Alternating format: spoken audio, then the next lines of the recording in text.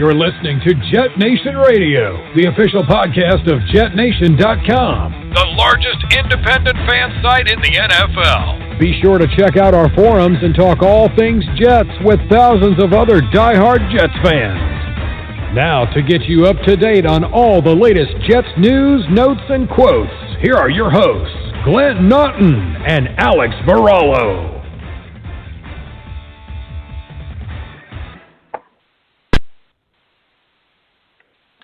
Good evening, Jet Nation. Welcome back, and thank you for stopping by.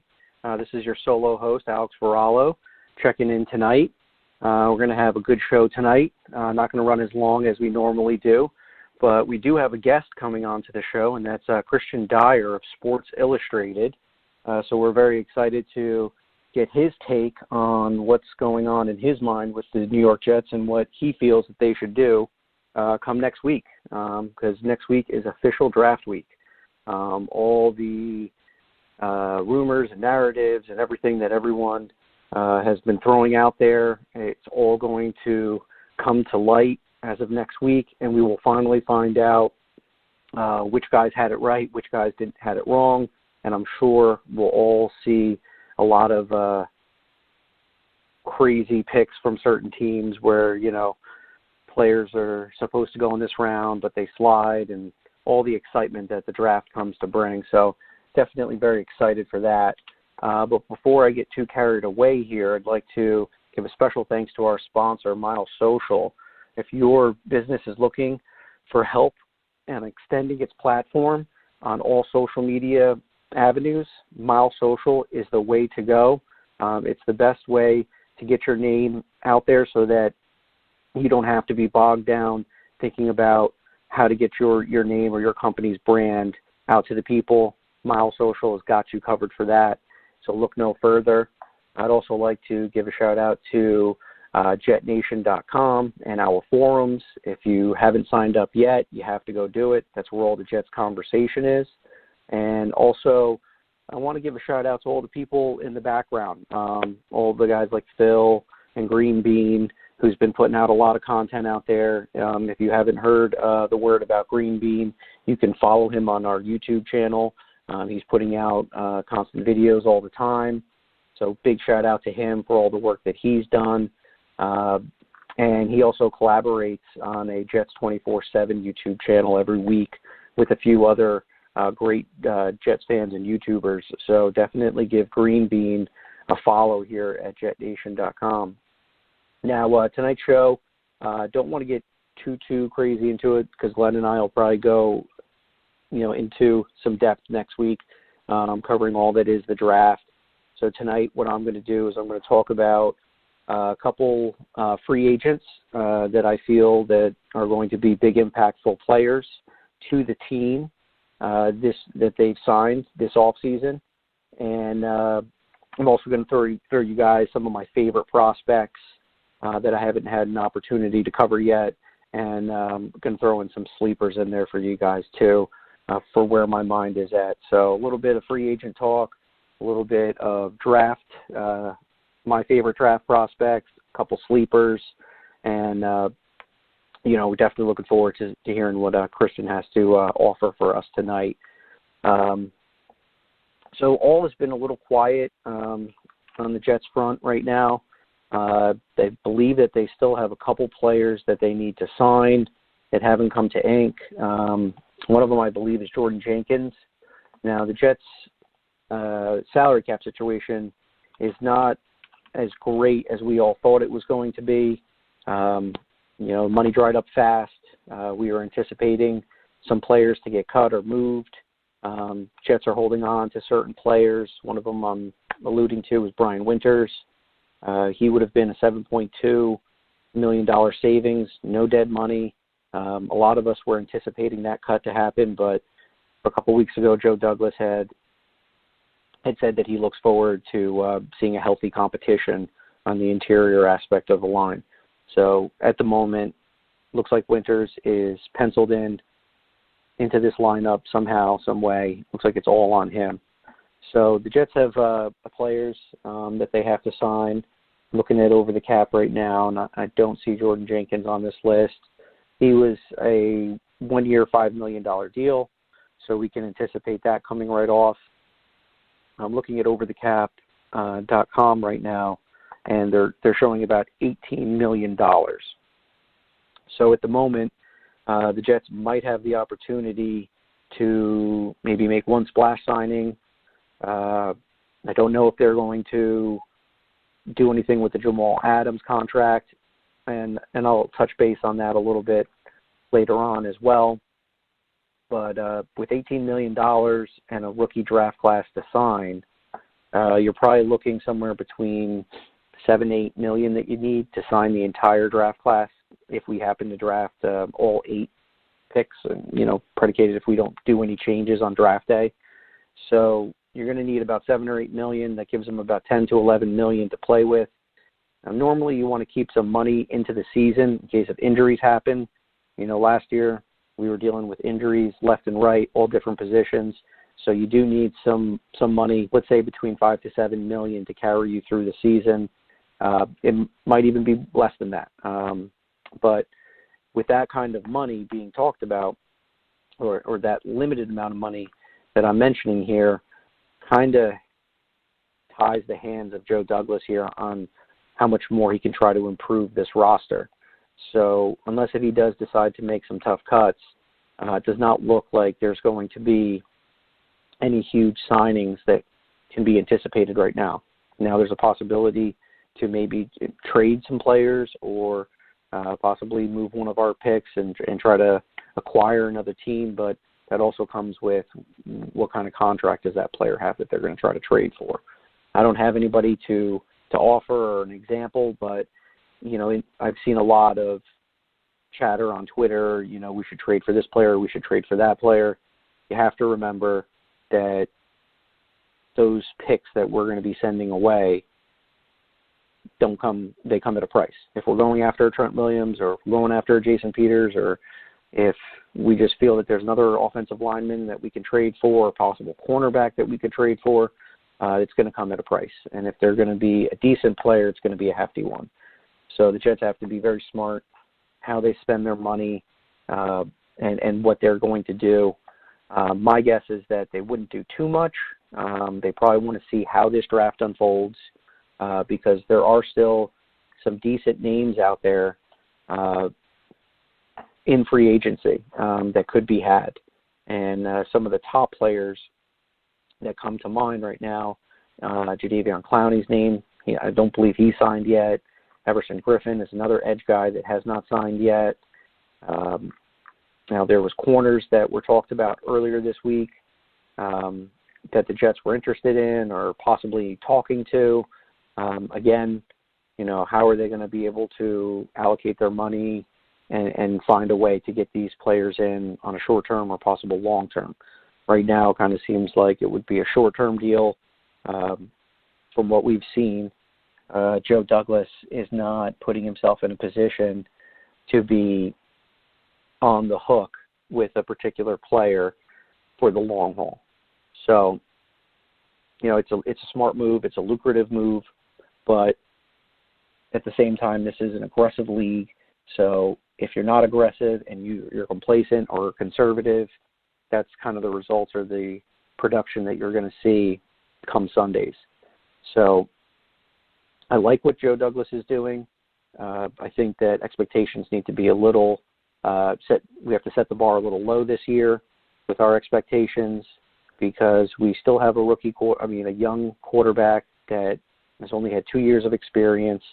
Sam has a lot of growing up to do, and anyone that is anticipating 10-plus wins and a playoff, I don't know if you're being real with yourself. So right now, I think what we need to do, continue to mature Sam Darnold, bring in some targets for him that he can work with and grow with, and then continue to strengthen the O-line. The defense, I feel, is in good standings right now. We've got a lot of young talent. We've got some good veterans on that side. We have a strong defensive line. So there's a lot of good things that you could say about the defense, probably one or two positions away from what I feel could be elite, mainly in a lockdown corner and an edge player. So it's hard to tell with today's the 15th. We're exactly 8 days away from the draft. So who knows what Joe Douglas has in store. Maybe he tries to fill out one more position before we get into the draft so that he has a little bit more flexibility, or maybe possibly he's going to sit tight, go to the draft, take the guys that he's prioritized, and then after the draft, take a look at where the pieces fall, what holes are still left on this team, and then maybe 1, 2, 3 signings before they go into, some OTAs. But as we know, our world is going through a crisis right now. So this is all hypothetical, whether or not if there is going to be some football for us to watch. At the moment, we just don't know. But the Jets have to continue to plan like they are going to be going out in the field and on week 1 in September. So, that brings up a thought that I've had that I don't think I've addressed on the show as of yet, and it's the difficulty that Joe Douglas is currently in. He came into this team, as we know, shaking up a lot in the front office. We brought in our head coach, we fired our GM, then we hired him. He kind of came in here in the middle of our training camp and made a few good moves, did a decent job. I mean, there wasn't really too much to be expected for all the heavy lifting already had been done with the offseason free agency and NFL draft. So he kind of filled in the chair, made a couple moves, and did pretty decent. And this was a big year for him to show the league, to show this team where his mind is at and how he can build a team. So you're having virtual meetings with players, unable to look at them face-to-face and see how they're working out, seeing what their medicals are. This definitely makes Joe Douglas and his front office members, scouts, all the guys that are putting the plan together, it makes their job so much harder than it already is. Now, of course, everyone goes to the film. You go to interviews, coaches, players, try to build character development, see what kind of players you're dealing with. There's a lot else that they can do, but it has to be difficult and frustrating not being able to bring these guys in for visits and show them the facility. There's a little bit of, a salesmanship that goes into that, kind of showing them the brand. You're bringing in these young players. We remember last year how Quentin Williams was very, very excited to come to the Jets and meet Leonard Williams, how apparently he had him on his Madden team. So he was very, very excited, and we're missing that on that aspect. But I'm going to stop my rant here, and it looks like we have Kristian on the line, so I'm going to bring him on right now. Yeah. Hello, Hi, how are you? Alex, is this Kristian? It Hey, is. How's it going? Good, how are you? Awesome. I'm doing great. Running solo tonight. Glenn couldn't meet up with us, but I was excited when I heard that you were going to come on and talk to us about my favorite team and everyone at Jet Nation's favorite team, the New York Jets. Alex, so no Glenn is certainly addition by subtraction. We can agree on that one. Well, I'm not going to take shots at him, but I love it. Glenn's a good sport. Glenn's and, fantastic. You've come on the show, numerous amount of times, so we've always appreciated you giving us your time in this crazy world that we're living in. But it looks like we're a week away from the draft, and everyone's getting excited, anticipated. Everyone's setting their boards on who's going to go at 11, who's going to fall, who's going to slide. And Glenn was telling me that you've put together a little bit of a mock draft that you would like to share with us tonight. Would you like to start there and give us a rundown of where your mind is at with this team? Yeah, I don't know if we want to go down pick by pick necessarily. I don't have my draft right in front of me.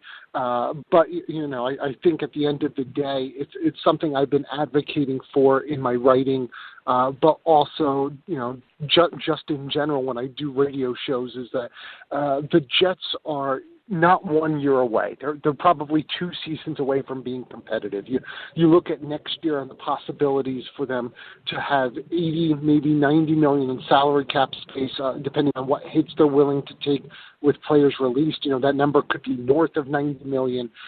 That's going to be the year, I think, in the off season where you could see Joe Douglas free up, go after some of the heavy hitters, some of the bigger names, the impact players, the players that take this team to the next level, which to me means that in 2020 and the here and the immediate, as seen by Joe Douglas's mentality in free agency so far, it's about building depth, it's about building quality, it's about addressing needs, and that means that it may not necessarily be a Jadeveon Clowney or a Dak Conklin type of player, with the Pro Bowls and the big names and the big contracts and the experience, but it's going to be someone good, solid, and upgrade over what currently exists.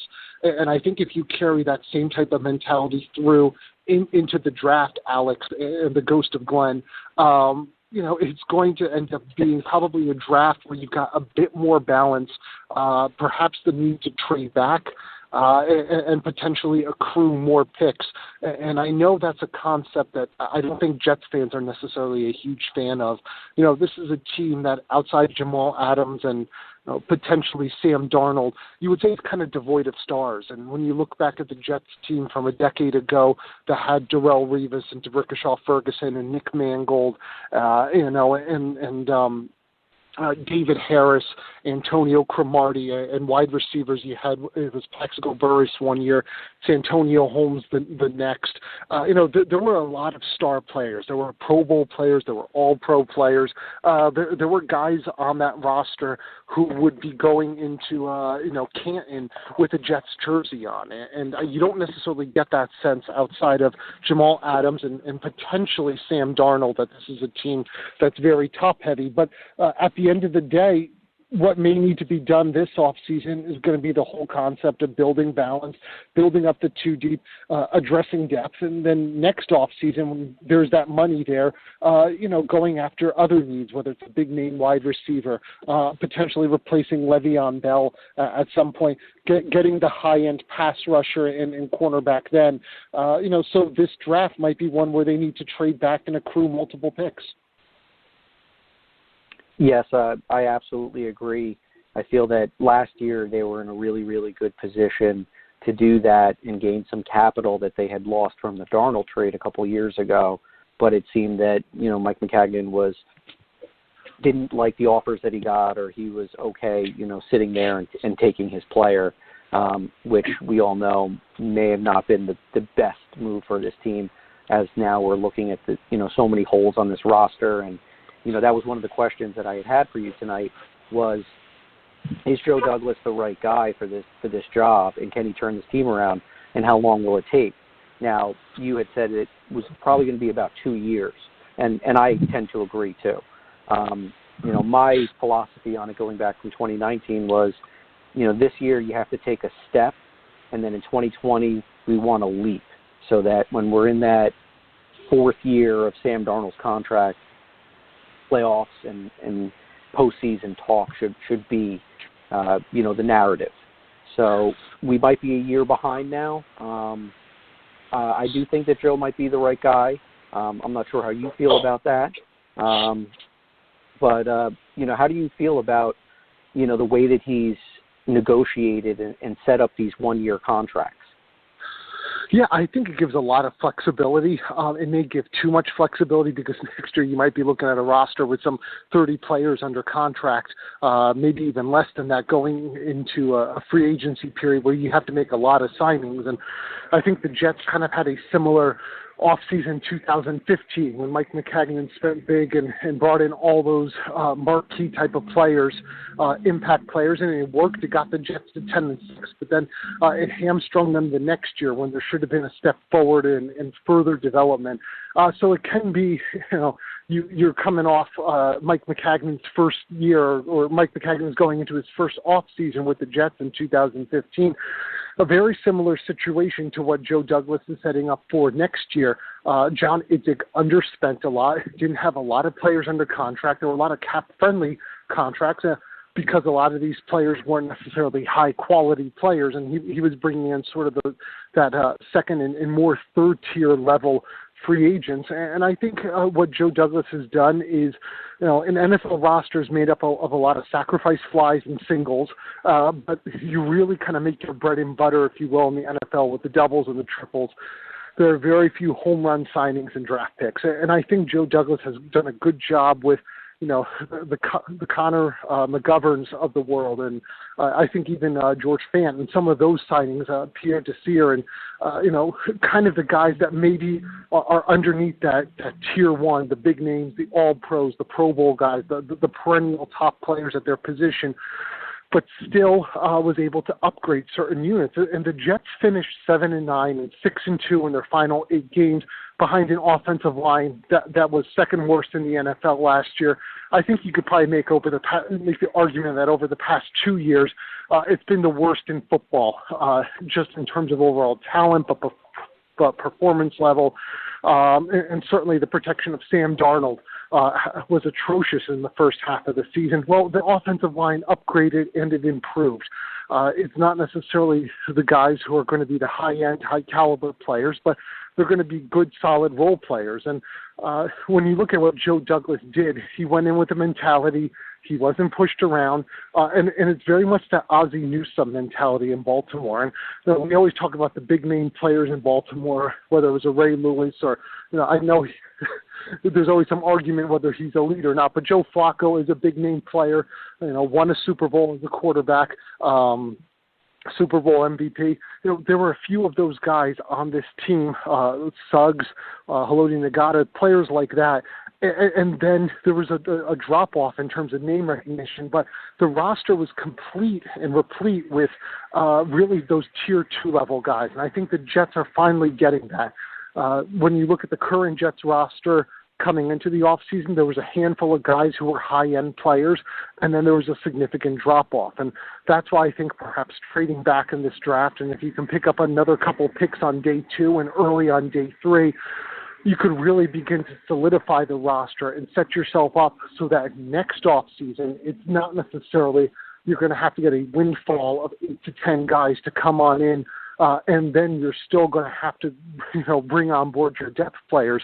Instead, it's going to be signing those few handful of guys that get you over the hump, so that a team that, this year may be 5-11, 6-10, 7-9 again because it's a tougher schedule, can then take that step forward and be a 9-7, 10-16 because they've got a core, they've got depth, they've got nucleus. And you see what Joe Douglas is trying to do with these 1-year contract and 3-year contracts is, prove yourself on the 1-year contract, and the 3-year contract gives a lot of cap flexibility after year 2.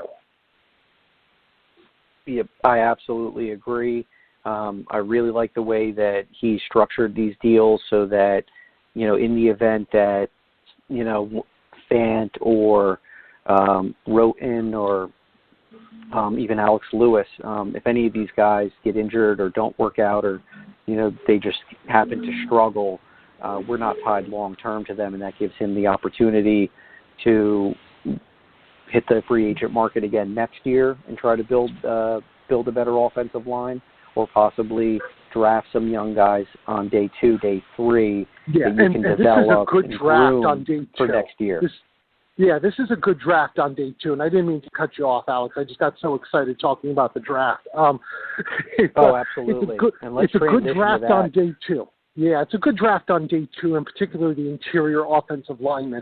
And I think you're looking at some guys like I'm really high on Robert Hunt, who from Louisiana, not LSU, but from Louisiana, a smaller school prospect who's going to be there probably in the 3rd or the 4th round. And Fireman Ed's favorite guy, Matthew Hennessy from Temple. He's going to be someone who's going to be gone on day 2, but if the Jets, again, accrue multiple picks, might be able to take him, develop him for a year, use him as a swing tackle, and then make a decision what they want to do if they go with tackle in the 1st round with George Fant and what they do in 2021, because that is a cap-friendly contract in 2021 if they decide to move on. So at the end of the day, it's a very good draft. When you look at Lemieux out of Oregon, is a guard to keep an eye on. And, some of these other names that are going to be popping up, Cushenberry, is another player that I like. I think there's some guys that are day 2 and day 3 where if the Jets were to stow them away for a year, basically put them on a redshirt season, and kind of did what they did with Matt Slauson, what was that, a decade ago, develop, groom, and then integrate kind of at the end of this season, begin to give them more reps, more opportunities in games, activate them for games. These could be players who can step up on rookie contract, day 2, day 3 rookie contracts, who could make Joe Douglas's life an awful lot easier, because some of these bigger names that were signed on the offensive line could be vulnerable next offseason, because you've got a slew of rookies coming on board who are ready to step in. It would make the rebuild an awful lot easier if Joe Douglas got 2 contributors to the offensive line from this group. Yeah, and you bring up a great point about the day 2 scenario, because naturally that the way that the draft has unfolded, you don't really see a lot of interior offensive linemen going in the first round, unless if you have somebody who just slipped my mind right now, like the guard that went to the Colts a couple years ago in the top 5. I can't believe I forgot his name right now. But there's some good ones in this draft who could be first round, such as Cesar Ruiz out of Michigan, who's kind of in that round 1, maybe early day 2 pick. Maybe not the right fit for the Jets at that point, but when you look at some of the other players, Jonah Jackson out of Ohio State is a player I'm very high on. So, he was a multi-year starter at Rutgers, went for his 5th-year graduate transfer season at Ohio State, took another step forward, proved he could play at a high level of competition, was voted a team captain as a 5th-year graduate transfer, which says something.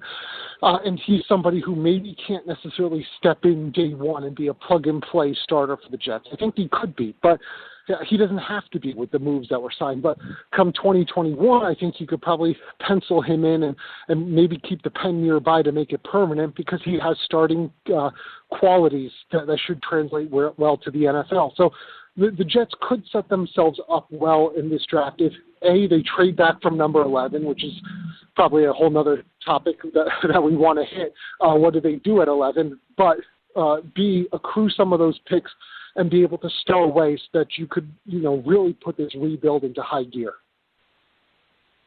Absolutely. And Jonah Jackson definitely is one of my favorite in this class. And what I really liked about him is how he had a little bit of experience at center and at guard.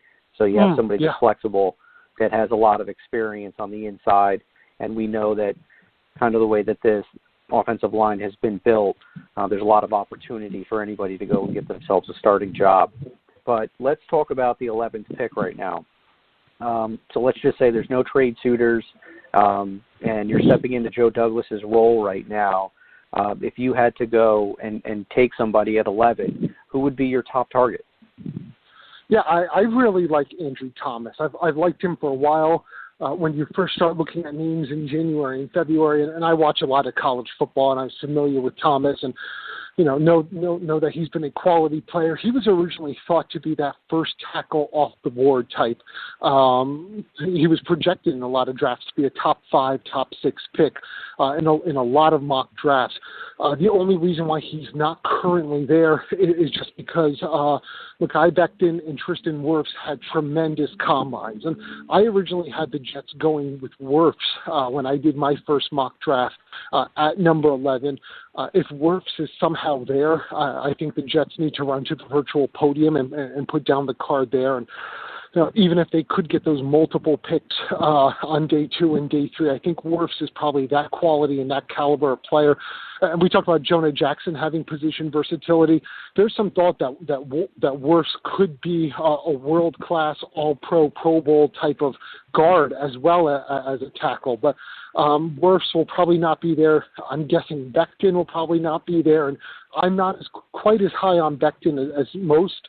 I think he's a very good player, but a player given that size, given the way he moves, there are going to be joint issues with him. He has been relatively injury-free, which is a good sign, but playing 16 games in the NFL at that size, I always have a little bit of concern about joints and cartilage and tears, and making an investment at number 11 for someone who is so physically large, even though he moves well, is a bit of a concern for me. So I think if Andrew Thomas is there, you take Thomas, but if you have the opportunity to trade back, I'm going to deviate for a moment.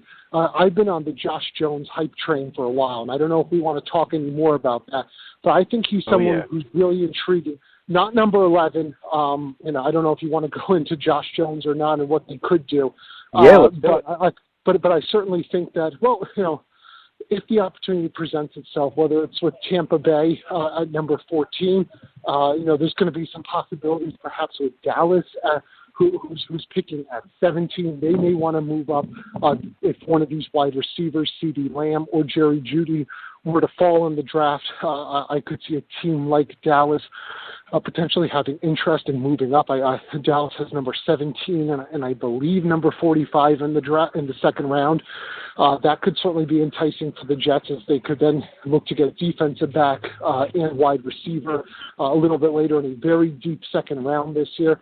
And then even within the division, making a trade potentially, depending on where Justin Hebert falls, and what Miami does with their first round pick, if they were to go with a Tua or they were to move in some other direction because of the way the dominoes were falling. If Miami was willing to trade up for the Oregon quarterback, it could make an interesting scenario because Miami has 18, 26, and 39, as well as I believe a couple other day 2 picks. So there could be the possibility for the Jets. It might need to be a little bit of a ransom because you're dealing within the division and potentially a quarterback. For the Jets to move back in the draft. Now, Josh Jones out of Houston is probably someone that a lot of people don't know a whole lot about. He's a left tackle. He was a 4-year starter at Houston. He showed very well in the Senior Bowl. I know people don't think so, but he showed very well in Senior Bowl week practices. He interviewed very well. And, in the game, it's a little bit different just because you haven't played with that line. But when we talk about individual workouts and practices, Jones was exemplary. He had an outstanding Senior Bowl week. He looked good in the combine. He showed the numbers he needed to, the strength. He doesn't have a lot of bad fat on him at all, if any. He moves well and powers into the second level. He was in a pro-style system, which is a huge advantage. And he was a 4-year starter at Houston. I know that's not a Power 5 program. We're used to the Alabamas and Iowas and Ohio States and Clemsons and Michigans. But I think playing at the level he did, they played against Oklahoma this past year, Central Florida, who's a top 25 program, Cincinnati, who's in the top 25 this year, Navy, who's in the top 25. There were a lot of bowl teams that they played against, and he played well. He's been overall very healthy throughout his career, a couple injuries here and there, but if the Jets were to move back, with Tampa Bay, who got 14 and 45, and some of these other options, and in the crew, maybe another second-round pick, there's not a big drop-off between Jones and, let's say, Andrew Thomas at number 11. So, and it could still be a scenario where the Jets move back 2 or 3 and are still able to get an Andrew Thomas if another team just doesn't need a left tackle. But to me, being able to get Jones and maybe being able to get multiple day 2 and a day 3 pick when we could address wide receiver, whether it's Claypool or someone along those lines. Bryce Hall is a cornerback who could be there for the Jets in the middle part of the second round. You could get a couple really good starters and create an awful lot of intrigue going into 2021 because you've got guys signed to cheap contracts. Yeah, and, Josh Jones, for Glenn and I, we're both very high on him. He's fantastic. One of the things that you had mentioned is that he has the most experience of all the tackles that are coming into the conversation of the first round. So that's a big thing for me here is how long have you been doing your job and how well have you been doing it? And his numbers are phenomenal in pass pro sets as well. He's very low amount of pressures. Yeah, which is certainly going to be very appealing with what the Jets are trying to do and Adam Gase is trying to do, in terms of his offensive lineman and what he wants. To me, Jones could be that pick. You don't make it at 11 necessarily, but If you're able to find the right dance partner and you don't move back too far in the first round, I think Jones could be there. If not, there could be somebody like an Austin Jackson out of USC who could certainly be a left tackle for the Jets. He's a bit of a drop-off from those 4 to 5 guys that we're talking about as being the top offensive tackles, but I think he could do a serviceable and very solid job for the Jets. And then there's Jedrick Wills from Alabama, who had a good combine, has great numbers, graded out very well, but he's never played left tackle. So if the Jets are convinced that Wills can take that next step and can play at left tackle, it's going to take a learning curve, or if they think George Fant could be potentially a left tackle, which is something Fant has never played either, but at least he has solid NFL experience, then Jedrick Wills could be someone to watch at 11 or a little bit later in the first round. Yep, definitely love Wills. The way I'm looking at it is Andrew Thomas is probably your balanced guy. He's your safe guy that you can go with, and maybe the ceiling may not be as high as what Mekhi Becton may be, but, like you had talked about, there is a little bit of a risk factor with when you have a player that's a gargantuan like him. Obviously, the ceiling is there, but is it worth the risk when you can have a safe, sturdy pick that can be there for you for the next 5 to 10 years in a Thomas? And as far as Wills is concerned, I've heard some takes where people say, well, he played the blind side for Tua. So, that would be the most important offensive line position for Alabama with a lefty quarterback. Jedrick's got great feet. He moves well. He does a lot of different things. Okay. Looks like, unfortunately, we just lost Kristian there. His call dropped, but if he calls us back in, I'll get him right back on the line. And while I have the opportunity, if you don't happen to call back, thank you very much for giving us your time. And looks like you just came back. Okay, let's see if I can unmute you there. Yeah, there's nicer ways to let me. There's nicer ways, Alex, to let me know that my time is up than just to hang up on me. No, you knew I was going to disagree. Here, you knew I was going to disagree with you. You knew I was going to disagree with you about Wills. To your point about him with Tua's blindside, I completely agree. It shows that they have confidence in him. It shows that he oftentimes went up, against the best pass rusher that the opposing SEC team had. But it's still going to be a different technique he has to learn in terms of leg plant, sliding, kind of some of the things he needs to do with his hand are going to be a little bit different on the left side. So I think he possesses the skill set, but when you've got a young franchise quarterback who's taken a lot of hits over the first 2 seasons of his NFL career, that's an awfully big risk to take. So, if he's there and there's good value and the Jets are able to move back in the first round, I certainly think it could be worth the experiment. But there is a little bit of a risk involved there. Oh, absolutely. And I'm definitely all about if the board is set right and, certain things are happening where teams are trading to move up to get quarterbacks and, say Detroit takes a step back and Miami happens to use all those picks that they have to try to move up, things can get very interesting and players can slide to us, which I feel, and that'll give them the opportunity to move back 2-3 picks in the event that, there's a trade frenzy going on before they get to their spot, and that gives them a little bit more flexibility to, like you said, go for an Austin Jackson, possibly a Josh Jones, and there's definitely going to be at least one of these tackles that were projected in the top 10 to probably go between that 11 to 15 range, and that could be an Andrew Thomas, that could be the Jedrick Wills, and that would work out great for the Jets because we know more picks, more opportunities to get younger talent on this roster, and that's definitely where they need to go. So I'm going to throw one last one at you here, and thank you again for your time. We appreciate it. Who would be your sleeper? He could be a day 2, he could be a day 3 guy, but where do you think, or which player intrigues you that you'd like to see on the Jets? Yeah, there's a couple. So I hope you're okay with me doing players instead of players. Yeah, we got time. Bring it on. I really like Amik Robertson, cornerback out of Louisiana Tech. He's a little undersized at 5'8", but he's a hard hitter. He's physical.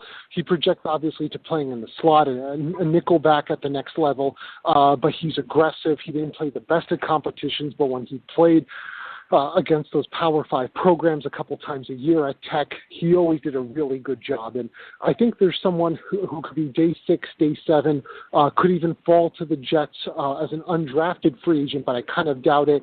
That would be Central Florida cornerback Neville Clark. He's someone who's popped up in an awful lot of my mock drafts. I like him. He's got good size. He's in that 6'1" range. I played good competition with Central Florida, which has been one of the best programs in the American Athletic Conference over the past few seasons. He's played in big games, big bowl games. He does well. He's physical. He's rangy. He has long arms with a good wingspan. He's a little bit of a risk, but I certainly think that he could be somebody who, late on day 3, if the Jets have only taken one cornerback in the draft to that point, could step in certain sub-packages and could potentially grow into a larger role.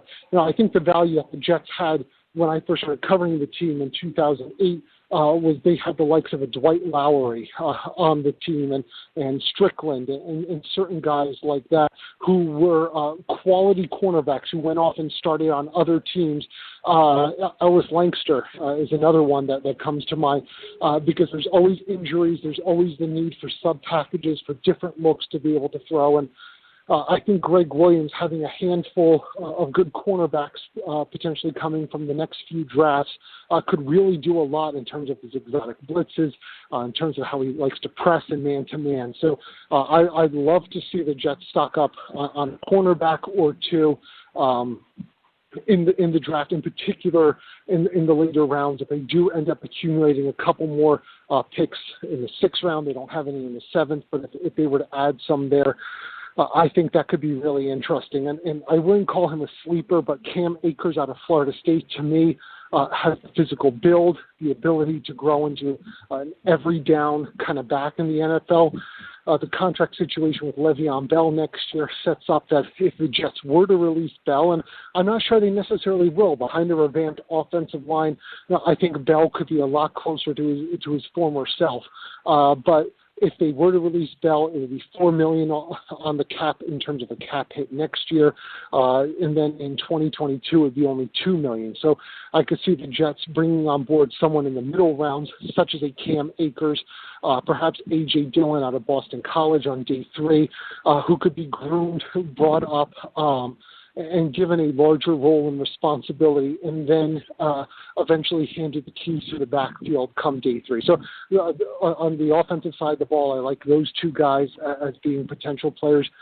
Brian Edwards out of South Carolina. I know Glenn's throwing his fist up in the air right now. He loves this kid. A lot of injuries, a lot of concerns, but he's got a good speed, size ratio. If he can stay healthy, he could be a really good fit. This is the kind of player that the Dallas Cowboys tend to get on day 3 and then turn into a really good, solid NFL player. There is some risk to him because of his injury history, some other concerns, but he's certainly someone who can be a playmaker with the ball in his hands. And then one final one I'm going to give you. Actually, I'll give you 2. I'll do one just to tick off one of these names to tick off Glenn. I'll do that one first. It's tight end Dalton Keane out of Virginia Tech. He's someone who I've included in a couple of my mock drafts over the past few weeks, and I've been doing way too many mock drafts. But he's got good size, good wingspan, not necessarily a great inline blocker, but he's somebody who can flex out, who they could utilize in the passing game, in the red zone, going over the middle. I think he would bring good solid production as a round 6, round 7 type of pick for the Jets. And then Alton Robinson. So we go from Dalton to Alton. Alton Robinson out of Syracuse is a defensive end who 2 years ago had a tremendous season in the ACC where it was absolutely phenomenal coming off the edge. I realize that the Jets will probably address edge rush a little bit earlier in the draft, probably in the opening 3 rounds. It's not a great draft necessarily for edge rushers once you go past the first few names, and some of the ones who might be there late in the first round, such as Julian Aquara out of Notre Dame. And Curtis Weaver out of Boise State, although there's now some concerns about him with the diluted test. But at the end of the day, I think someone like Alton Robinson could be an early to mid-round day 3 selection, who maybe the Jets kind of sit on for a year, get him some reps here or there, but who could really grow into a prominent role. He faced an awful lot of double teams this past year for Syracuse. Their defense was a little bit down. Teams were able to focus on him a bit more. He didn't put up quite the numbers, but he has good length, good size. I think if he put on 10 more good quality pounds, he could be ready in the 3-4 to be someone by 2021 who could be very effective for the Jets off the edge. So that was more than one name. I apologize. No, that's perfectly fine, and we love all those little draft gems you throw out there. I definitely am a big fan of A.J. Dillon. That tree trunk thighs that he has, there's no way you're arm tackling a running back like that when he's at full speed. Kind of reminds me of Mike Turner from the old San Diego Chargers and Atlanta Falcon days. He had a short stint, but you want to talk about somebody that, was had a foundation from the hips down. There was no way that you could bring down Michael Turner when he was full speed, and I get a little bit of that vibe from A.J. Dillon. And Alton Robinson was definitely somebody that I was looking at early on, and you hit all the key points: length, size, brings that outside edge perimeter. A little bit of a Muhammad Wilkerson light. Yes. For sure. He's probably a better run defender than a pass rusher, but you get a little bit of that pass rush with him, which is kind of a bonus. And with the way that Greg Williams kind of mixes his defensive packages and puts players in certain scenarios for good opportunities, somebody like that I think would be a really, really good fit for what we're trying to do here. But great stuff. As all these little gems here, I wish I could get them all out there. I'll try to retweet your information, and would you like to tell us where our fans can follow you and where we can get some of your awesome content? Yeah, since the fall, I've been covering the team for Sports Illustrated. There's now, if you go to si.com/NFL/Jets, that's si.com/NFL/Jets. We're trying to put out a lot of good content, quality content, hopefully things like discussion going. And there have been some scoops on draft visits, which have now been video interviews over the past few weeks due to the pandemic. But we've got some news out there. There will be some news coming tomorrow on some prominent guys who have been having video visits with the Jets. So, stay tuned. And this was fun, and hopefully we'll be able to connect, over the next couple of weeks to kind of dissect this draft. It's going to be fun. We've never seen a draft like this before. And, I think at the end of the day, Alex, there's going to be a lot of players taken from the combine this year, which means if the Jets have done their homework, because with all the pro days canceled, teams are going to stock up on what they know. But if the Jets have done their homework and they've scouted Penn State and Temple and Boston College and UConn and Rutgers and, kind of the programs that are within that drive, where maybe they're able to find those guys on day 3 and the undrafted free agents, it could really be an advantage because they've got so many college programs within that drive that they've been able to have access to in the ACC and the Big Ten and the American Athletic Conference. If Joe Douglas is as good of a scouter as he claims, as the claims are about him, it could be a real good time for the Jets to clean up. Yes, absolutely. And we will have to pencil you in after this whole draft unfolds so we can get down and start, like you said, dissecting each player and what Joe Douglas was thinking, how these players could possibly help us for the future, and where does that leave us or leave Joe Douglas to fill in the rest of the holes or gaps that we may have to try to turn this team around and get it on the right path. Again, thank you so much for taking the time. And we're going to probably wrap up the show in a little bit here, but you were the star. You were the rock star of this. That's all I got to say. So, again, thank you so much. Let's pray that Glenn comes back and is feeling better so that it's a little less of me for the listeners next time. Well, I don't know about that. We'll probably have to rock, paper, scissors for, who's going to get more airtime on the next go-around. But thanks again. We really appreciate it here from Jet Nation. Have a good night. Thanks, Alex. Glenn, feel better. Take care. All right. Bye-bye. All right. Well, that was an awesome interview, if I must say so. That was Kristian Dyer of Sports Illustrated. Like he had said, you could follow him at Twitter at Kristian with a K, Ristian, Dyer, Dyer. So give him a follow. I'll be retweeting his handle when we recap the show. And a lot of good points that he had brought out there. The aspect of maybe moving back a few spots and acquiring more pieces and giving Joe Douglas more opportunity to bring in young talent and address these big positions of need like the pass rusher and getting a corner, because if you look at the way the defensive side is put together, you have a one-year deal with Brian Poole. You have a one-year deal with Jordan Jenkins. You have a one-year deal with Arthur Mollett. You have a one-year deal with Pierre Desir. So maybe these guys get extended, or maybe they're looking for a new job next year on a new team. And that'll just be another 4 or 5 positions on defense that Joe Douglas will have to look at for free agency next year. So maybe you trade back, you get another 2 or 3 picks, and you start bringing in the future potential starters for each of the players that I had just mentioned. Not a stellar draft as far as the edge position is concerned. There's one great talent in Chase Young, and then you're probably not going to see another edge defender, probably outside maybe pick 10, outside pick 15. And that'll probably be an AJ Epinesa.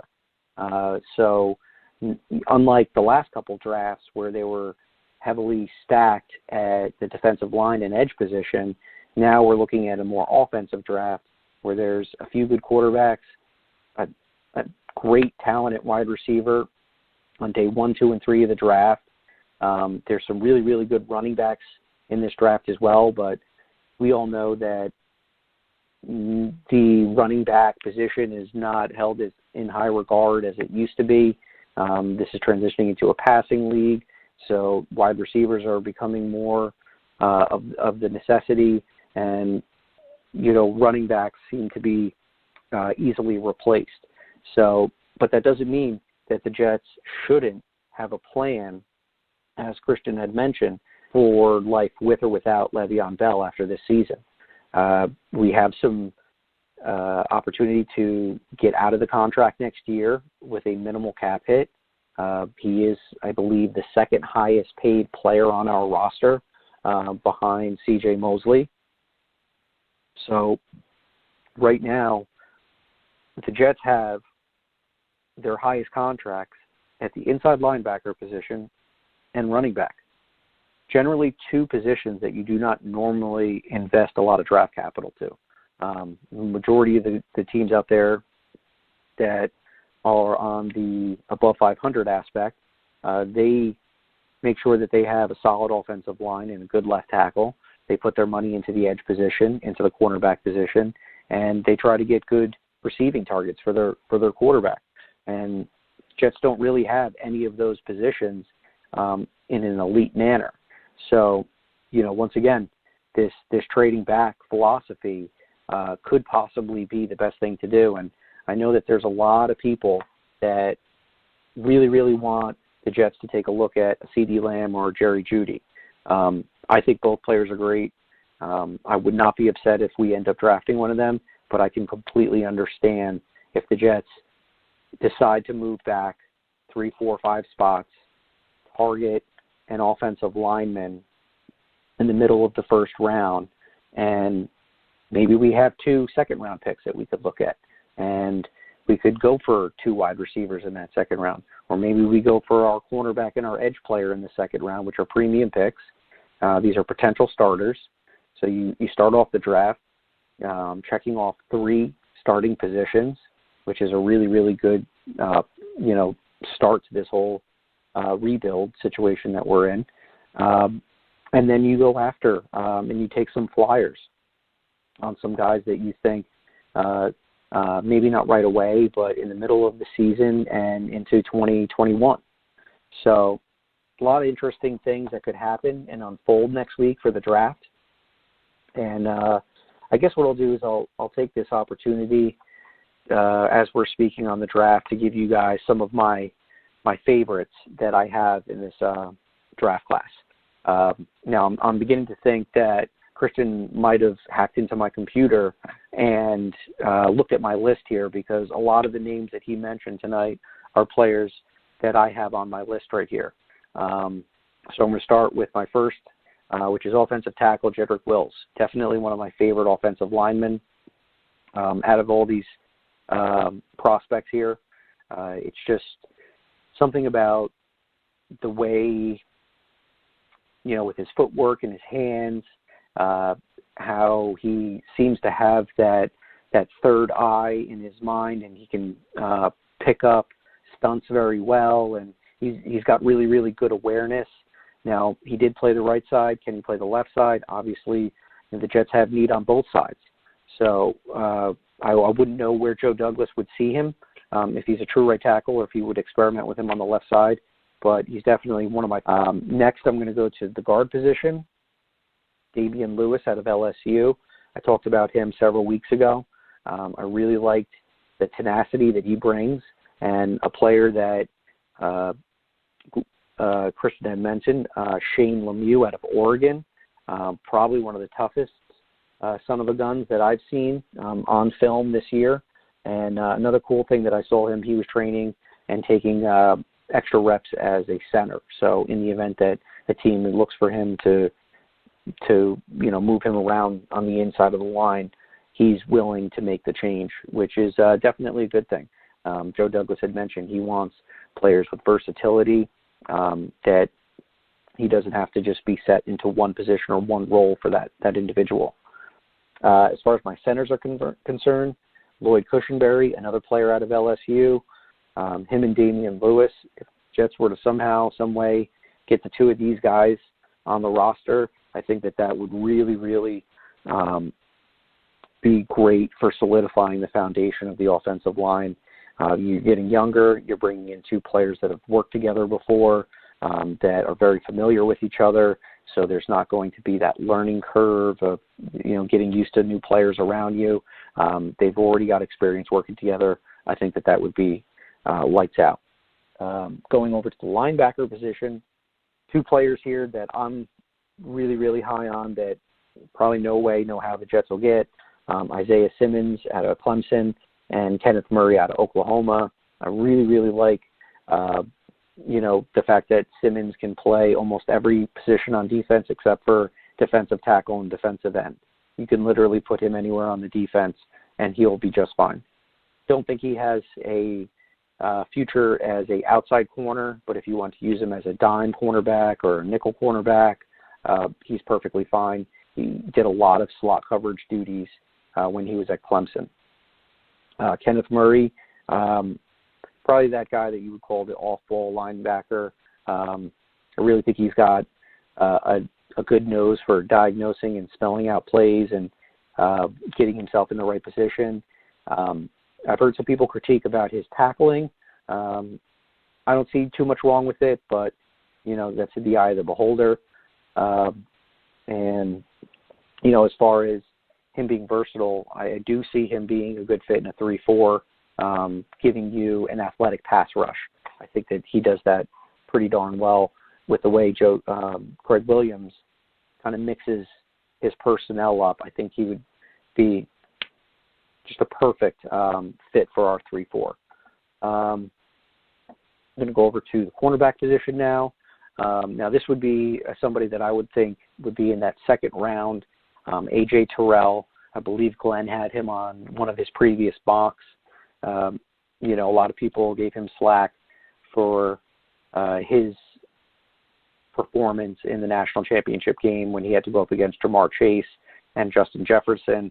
Now, these are two guys that are talked about as top receivers in college football. Jamar Chase we won't be seeing until next year. He might be the best. If he were in this class, he might be considered one of the best wide receivers between Lamb and Judy, as far as I'm concerned. Justin Jefferson, amazing talent.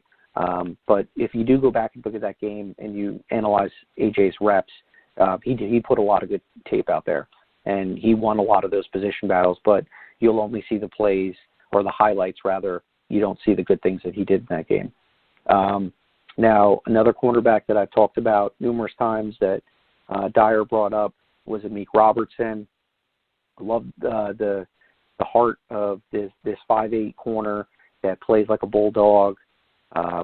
He's just gritty, and even though he may lack height, I think he makes up with it with his physical nature, being a little bit of a hard-nosed guy, standing in front of this guy right at the line of scrimmage and making him work for every inch, every yard on the field. So very, very interesting prospect out of Louisiana Tech there in Amik Robertson. Going over to the edge position, just a couple guys quickly. I'll be short on this one. Zach Bond, somebody that I talked about in my first mock draft that we did about a month ago. And the next guy, Bradley Anai, he kind of caught a lot of wind at Reese's Senior Bowl game, 2, possibly 3 sacks in that game. And he was making, I believe it was Calvin Throckmorton that was playing left tackle on some of those snaps. And pretty much beat him with a nice speed rush, good bend, good flexibility. Maybe not somebody that you'll see in the second round, could possibly be a third or fourth round draft pick, but situational pass rusher, Jets definitely could use one of those. So over to my favorite wide receivers, I'm going to have to go with Denzel Mims and Tyler Johnson. Mims might find himself on being selected in the late first round. He had a phenomenal combine. I believe he was one of the highest vertical jumps, right around 43 inches or something like that.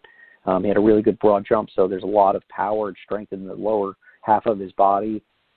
Extremely athletic, and great awareness on the boundary, positioning his body, high pointing, getting up, winning those 50-50 ball situations. I think Denzel Mims has all the traits of a round 1 talent, but in the event that he does slide to round 2, I think that the Jets should run up that virtual card. Okay, so I'll give you one sleeper, somebody that Glenn and I were talking about on Twitter today, and that's Juwan Jennings, wide receiver from Tennessee. I think that this would be a solid, possibly 4th or 5th round pick, a complement piece to our offense. He has size. He's very physical, former quarterback. So there's, kind of crazy little athletic skills there. Just seems to be one of those guys that get the ball in his hands and he's going to make a good play. Now his draft day wasn't too impressive. I think he had a rather slow 40 time, somewhere around the 4.6s, which is not bad. Some guys, they just don't do well when they're, in a tight situation. As we know, never really a clear path when you're running on the field where you're going to go in a straight line for 40 yards untouched. So sometimes guys' play speed does not match what they do in the 40 as track speed. So I think he's one of those candidates. He might slide because of those speed numbers, but I do feel that everything else that he does as a wide receiver is good enough for being a steal on day 3. All right, so that's going to wrap up our draft conversation for the night. We got to save some stuff for next week, because next week that is the big showdown for the Jets in the draft.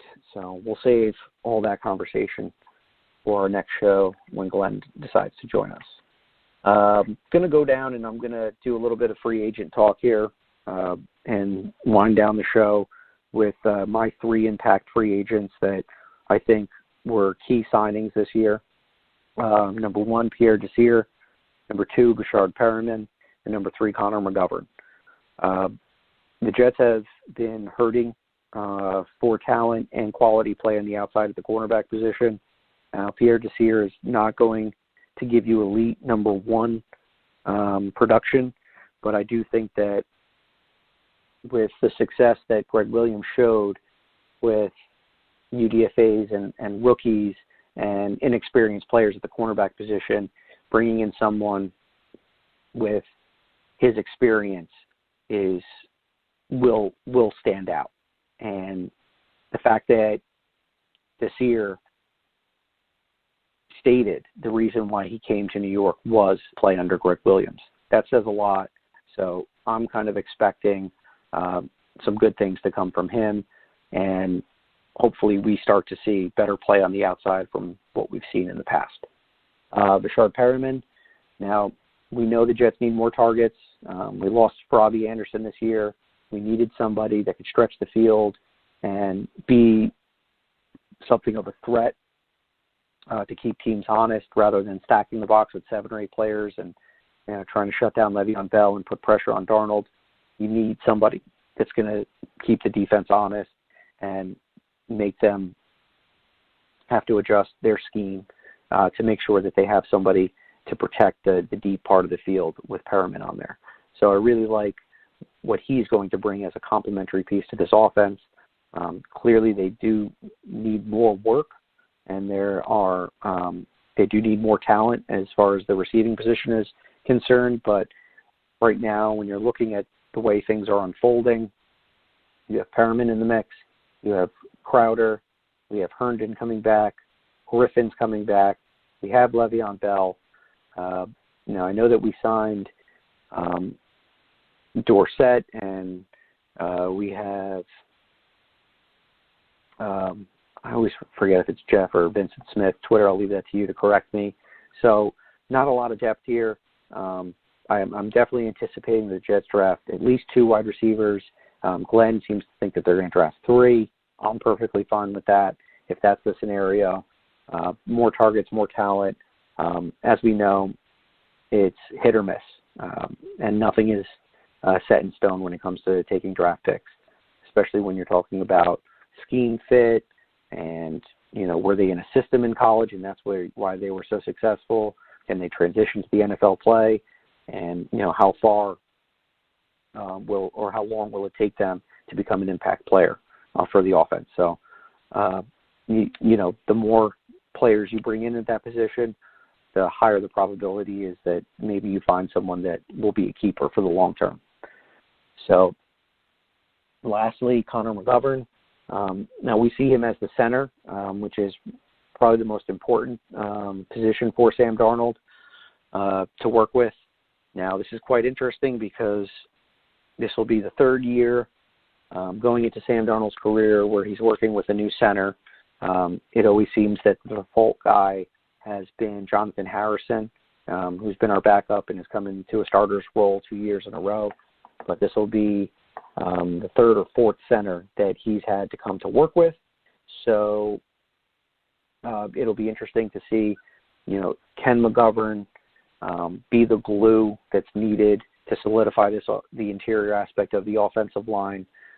He's going to have a big part of it, I feel. Putting him in at center, but, like Dyer had mentioned earlier, if the Jets find themselves in a position to get a Lloyd Cushenberry or even a Cesar Ruiz, if he happens to slide out the first round and he's there at pick 48, I think the Jets need to pull the trigger there, put the young rookie in at center, and then you have McGovern competing for either the left or the right guard position. And now you're talking about Alex Lewis, McGovern, Winters, and Roten as your 4 guards going into this year. That's going to make good competition. It will definitely and hopefully make the offensive line stronger. And, that's all that this offseason has been about, finding ways to protect Sam Darnold. So in the opportunity that the Jets can get a center out of the draft, I think that they should do so. Maybe he has the talent to play guard and McGovern stays at center, but the fact that McGovern has experience playing guard and center gives the Jets a lot of different avenues that they can go on when rolls around. So let's see how much time we got here. Okay, so we've got a few minutes left for the show. And I'm just going to go quickly to if the Jets are going to make one more move before the draft unfolds, who should they be looking at? Now, there's a couple corners out there, Logan Ryan and Prince Akamora. I think that these guys would be plug and play, obviously, and that would have one less position to worry about going into the draft. So if you find a way to get one of these two guys, your pretty much base of your defense is set as far as the secondary is concerned, and you don't have to use a premium pick on the cornerback. That gives the Jets more opportunities to target maybe an edge rusher or, somewhere specialty player on offense. From the edge position, two names that keep getting floating around there is Clowney and Griffin. Jadeveon Clowney and Everson Griffin. Now, Griffin is a little bit older, but if you are looking for someone to give you that edge presence, maybe you find a one-year show-me deal, maybe around $7-8 million. If he's asking for double-digit numbers, clearly the Jets do not have the capital to do so. But it's been several weeks into the free agency process. These guys have not found their teams yet. A lot of teams are kind of running out of money, and it really seems with the way this whole offseason has done, not being able to do the face-to-face with the draft prospects. Teams are really, really being conservative, it seems now, with these free agent signings, and things have tended to slow down a little bit. People want to see, what are we going to do with the draft? How is it going to unfold? Let's get our guys, and then once draft weekend's over, it's going to make their jobs a lot easier knowing which positions they need to zero in on. So I kind of feel like a lot of teams are doing that right now, and who knows, somebody's going to get a bargain with one of those edge pass rushers. Hopefully it's the Jets, but, like I said, with their salary cap situation, maybe not as likely. And my last that I'll throw out here, Taylor Gabriel and Rashard Higgins. These are not world beaters at wide receiver. I think they're complementary pieces. We had a lot of rotation out of the wide receiver position last year, so I kind of feel that you do need guys that can play inside and outside. I believe that that's what you would get from Higgins or Gabriel. They're relatively young. Gabriel's around 28, 29, so maybe not that young. I think Higgins is around 25. He might be a good fit for someone that maybe you can get one of those 3-year deals with options to get out the second year, kind of like Joe Douglas has done with other prospects here.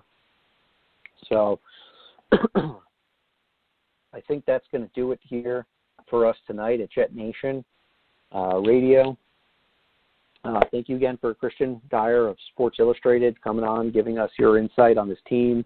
A lot of good draft nuggets and gems that he threw out there. A lot of names that I penciled down, like Neville Clark. Definitely going to be putting him in on my film watch, maybe tonight and possibly down for this weekend as well.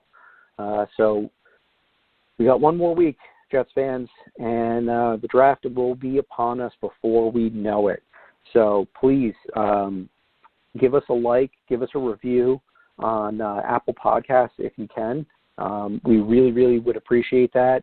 The more reviews and the more likes that you guys give us there, the higher up the totem pole our podcast will go. We want to grow. We want to bring you guys a better brand. If you guys have any on how to make this show better,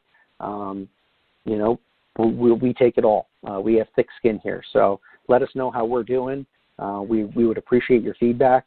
Don't forget to go to JetNation.com for the forums where all the Jets conversations at. They've got a great app, good articles going out, left and right from Glenn and Dylan. Also talked about Green Bean earlier in the show that's doing some YouTube stuff and some Instagram videos. So you can go check us out on Instagram. We're on YouTube. We have a Facebook page. Obviously, we have the Twitter account. So Jet Nation, we're trying to get out there to give you guys the best content. And obviously, who doesn't want more Jets content? I know I do.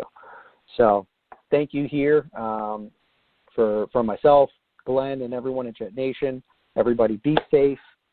We got one more week, and we'll finally be here. Probably going to do about 100 more mock drafts between now and day one of the draft, because what else are we going to do with our times? But thank you guys for coming in.